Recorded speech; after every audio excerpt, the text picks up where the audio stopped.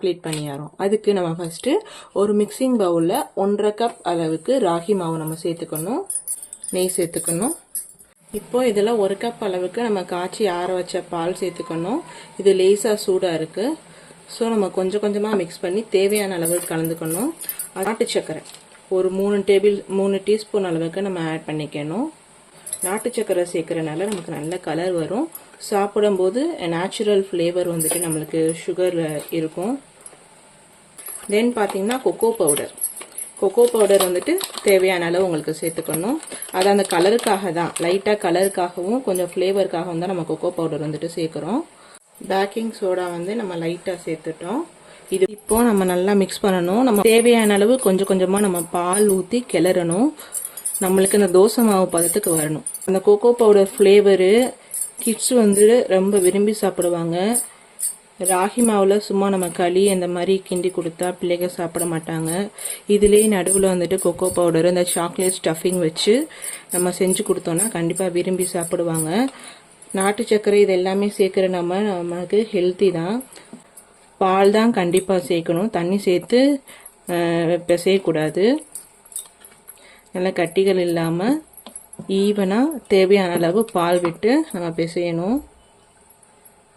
பார்த்திங்களா, இப்போது நம்மளுக்கு இந்த கட்டிகள் எதுவுமே இல்லாமல் சூப்பராக வந்துருச்சு. நம்மளுடைய பேட்டர் ரெடி ஆயிடுச்சு. அடுப்பில் பணியார சட்டி காயுது.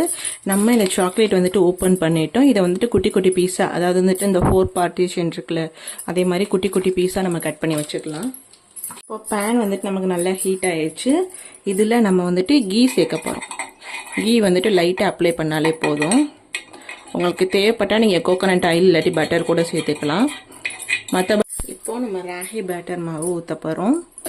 இதை பாதி அளவு ஊற்றணும். கொஞ்சம் பாதி அளவு நம்ம ஊற்றிட்டு,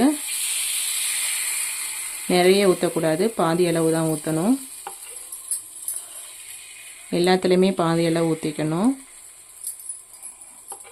அப்போ தான் நம்ம சாக்லேட் ஸ்டஃபிங் வைக்கிறதுக்கு கரெக்டாக இருக்கும். அது மேலேயே நம்ம ஒரு லேயர் வந்துட்டு ஊற்றணும். ஓகே, ட்ரை பண்ணி பார்த்துட்டு எப்படி இருக்குன்னு கமெண்ட்டில் சொல்லுங்கள். நம்ம சேனலை மறக்காமல் சப்ஸ்கிரைப் பண்ணிக்கோங்க. வீடியோவை ஃபுல்லாக பார்த்துட்டு லைக் பண்ணுங்கள். பிடிச்சிருந்தால் லைக் பண்ணுங்கள். உங்களுடைய குறை நிறைகள் எதுவாக இருந்தாலுமே கமெண்ட்டில் சொல்லுங்கள். ஓகேங்களா? ஸோ இப்போ நம்ம வந்துட்டு அந்த சாக்லேட் வந்துட்டு கட் பண்ணி வச்சுருக்கோம்ல, அது வந்துட்டு உள்ளே வச்சுக்கலாம்.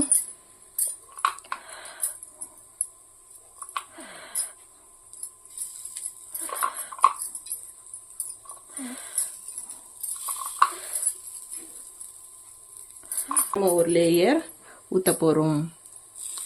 லைட்டாக அது கோட் ஆகிற மாதிரி ஊற்றினாலே போதும், நிறைய தேவையில்லை.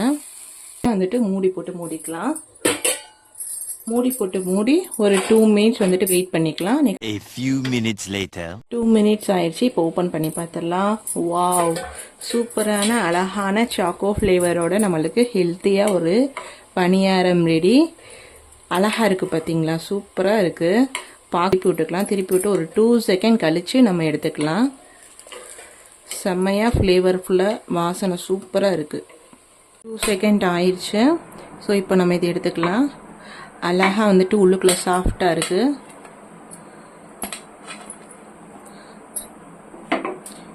ஃப்ளேவர்ஃபுல்லாக இருக்குது. நம்மளுடைய சாக்கோ லாவா கேக் ரெடி ஆயிடுச்சு.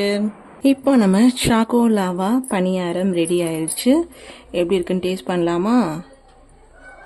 வாவ், சூப்பர் க்ரீமியாக வந்திருக்கு பார்த்தீங்களா? சாப்பிட்டு பார்க்கலாமா?